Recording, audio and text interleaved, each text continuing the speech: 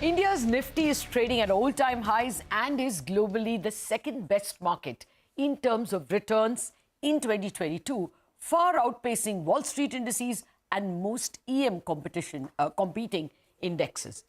Will India continue this trend in 2023 and for the rest of this decade? Is India somewhat in the situation that China was in the 90s and the Asian tigers in the 70s and 80s? Joining me to answer some of these questions is Jitania Kandhari, who does this for a day job. She's head of macro research for emerging markets equity team at Morgan Stanley. Jitania, thank you very much indeed for joining us and, in fact, staying up for us. That's really kind of you. Well, actually, that's really the first question. What's going so good for India? Would you say it's one of the best stories in town?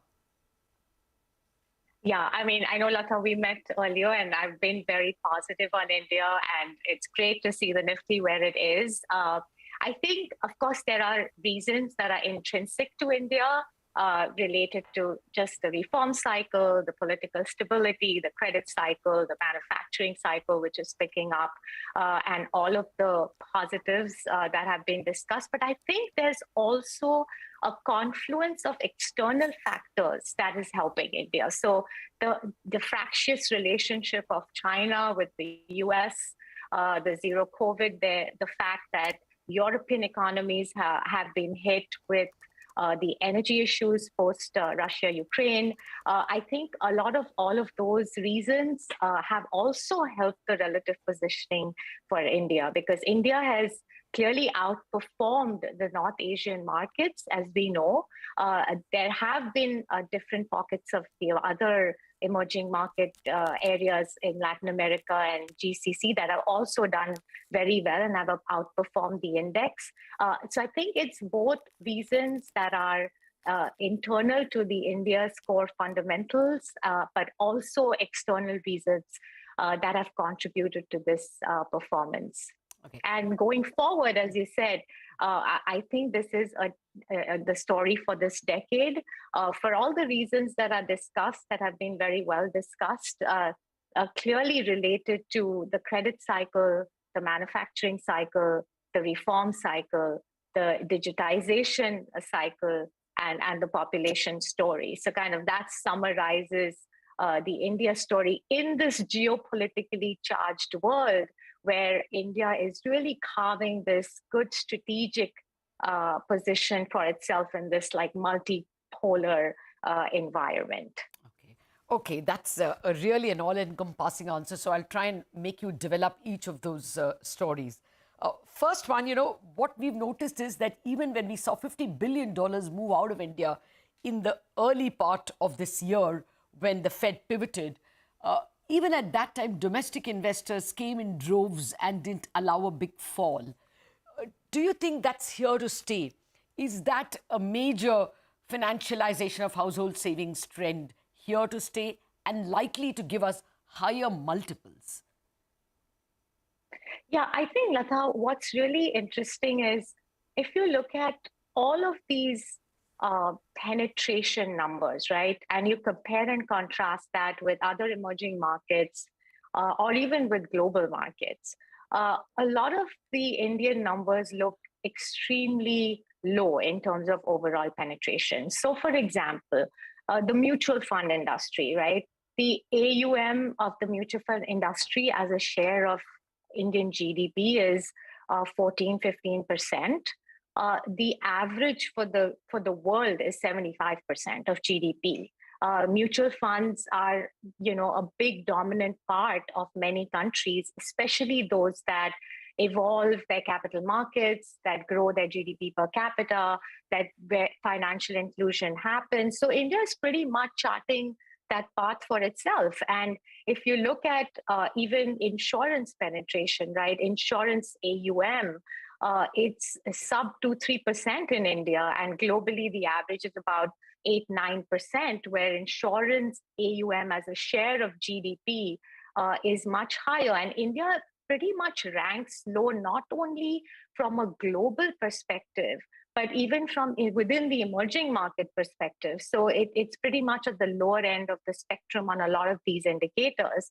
I do think that this continues because the government has really fixed the plumbing in the economy with respect to the financial inclusion, how they've made all of these costs lower for the Indian population. So I think all of these are going to trigger that momentum in the financialization of savings through mutual funds, through insurance, through provident funds, and this should clearly continue. I mean, you could have ebbs and flows where the numbers could change depending on the market environment, the global environment. But I think from a structural perspective, this should continue. And we think this is really interesting because, as you said, in our data, the last 12 months, 25 billion outflows by foreigners, 30 billion plus inflows by domestic institutions. Foreigners have really been out of this rally. And I'm only wondering what happens when they get into this market if they have to in a big way. Do you expect that? Do you expect a serious return of FIIs in 23? I do. I think India really needs to really deliver on all of these expectations and hopes. We really do want to see that manufacturing to GDP go up from 15% to directionally up 18-20%. We really do want to see share in global exports with the whole manufacturing that's picking up, grow up from the 2-3% to a higher number. I think if India continues to deliver and if oil stays within the 80-90 range, which we know is the Achilles heel of the Indian economy, then I think India will attract interest back. It is going to be, it is definitely going to be measured because valuations in India relative to emerging markets is at like a 95% plus premium. The average premium historically has been 40-45%. So, investors do question the valuation levels, and if India is able to keep up with those earnings growth expectations, I'm sure funds will come back into the market from the FI level. We're already actually seeing inflection in that data where the FII numbers have actually started turning positive in the data we look at. No, actually, through October, we had a very good flow of numbers. But in the last 2 weeks of November, we saw several days of pullout. And even when the inflows were there, they were rather minor. But I mean, I just wanted to know if 23 things will be in India's favor. One of the bugbears this year was the current account deficit. It's high, and the strength of the dollar added to that, put pressure on the rupee, and then there was crude. How are all these factors likely to be in 2023? Is crude less likely to be or more likely to be a continued problem? And the current account deficit, how do you see it? Yeah, so again, the biggest risk, if I had to highlight in India's case, is clearly, the oil and the translation that has on its fiscal account, on its current account, etc. So I don't feel very. I'm pretty confident that oil prices won't go up above $80-90. You could have a rally when China comes back, if and when China comes back. And the restrictions are lifted, there would be the demand element that adds to crude prices. But I think at several points at 95 and up, I see supply side response coming in for the oil complex, and I don't really see oil prices rallying from there very significantly. So keeping that in mind, I think India looks pretty well sheltered from the oil issue. I want to see the FDI number picking up and the BOP deficit not looking like it is, because obviously that has been the reason why the rupee has weakened. So hopefully we will see the numbers on the FDI also plug in some of that deficit on the BOP side. But overall, the view on the dollar, which again translates into the rupee move, we believe that the dollar is overvalued. And I think a bulk of the interest rate move in the US has happened. So the interest rate differentials with the rest of the world and the growth differentials with the rest of the world, which typically drive the cyclical dollar moves, I think we've seen a bulk of those moves, and I don't see that to be a very, very big pressure for the emerging market currencies, including the rupee. So in summary, 23 looks good from a fundamental standpoint.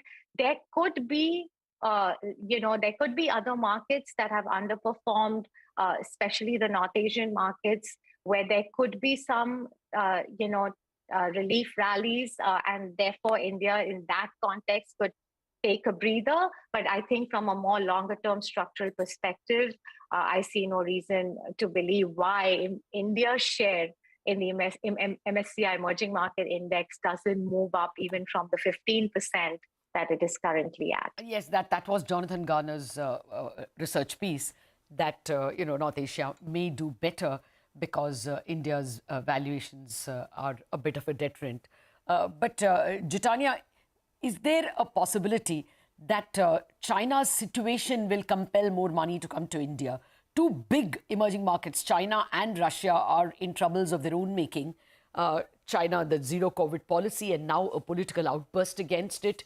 Plus, other issues in terms of distrust with China, the geopolitics that you discovered. Does it mean more money could come to India,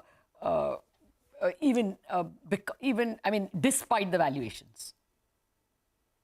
Lata, I do think that those questions are being seriously asked in this part of the world, especially given what you mentioned, both related to China, related to Taiwan, related to the semis restrictions that the US has put on China, which kind of grips the semis universe, which is the North Asian countries. Also, relative, even thinking about Europe and some of the European markets, which are also under stress because of the energy security issue. So the questions related to, the India's relevance and India's role in the global economy, India's role in the geopolitical economy, given, the diplomatic stance India has taken recently, both with Russia and the US. All of that really makes India a force in terms of a country. And I see that not only in the public space, but even in the private equity space, and in the infrastructure space, in the real estate space. Okay. We are seeing interest across the board. Okay. Actually, running out of time, so let me try and pack more in this last question. We are still a $2,200 per capita income economy. And, lately, the tax to GDP ratio has gone up. Do you see both these improving? For the decade, is this likely to be our best decade in terms of growth of per capita income and therefore attendant things like tax to GDP? Yes, definitely. GDP per capita is definitely going to grow.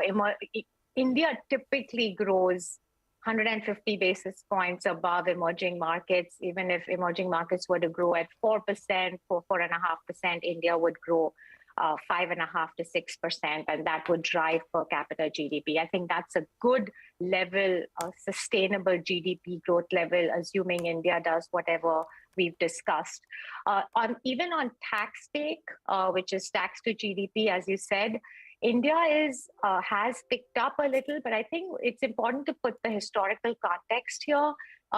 Profits to GDP, which feed into the tax to GDP, they peaked in 2007 in India. And that was a time, when we had all of these more socialist kind of policies and productivity suffered. And that's changed with all of the new developments on the manufacturing side, on the corporate tax being cut. So I think that picks up, and tax to GDP picks up with a lag. Okay. So I think first you need that profit to GDP pick up and then tax to GDP pick up. So again, It's in the lowest in emerging markets at 12%, closest to Indonesia. All the other markets are higher, so I would expect that to move up. Okay. Well, that was also, I think, Rhythm's point that he expects profit as a percentage of GDP to rise from 4% to 8%, and attending because of that, probably tax to GDP rises. But we have an election year coming the year after. Let's see if that happens. Thank you very much, Jitania, for joining us with an encyclopedic perspective of where India is in the scheme of things. Looks like we are in a good place, but everything is in our own hands. We wrap up on Bazaar on that note, on the note that all indices are still at all-time highs. Trading ideas coming up on Chartbusters.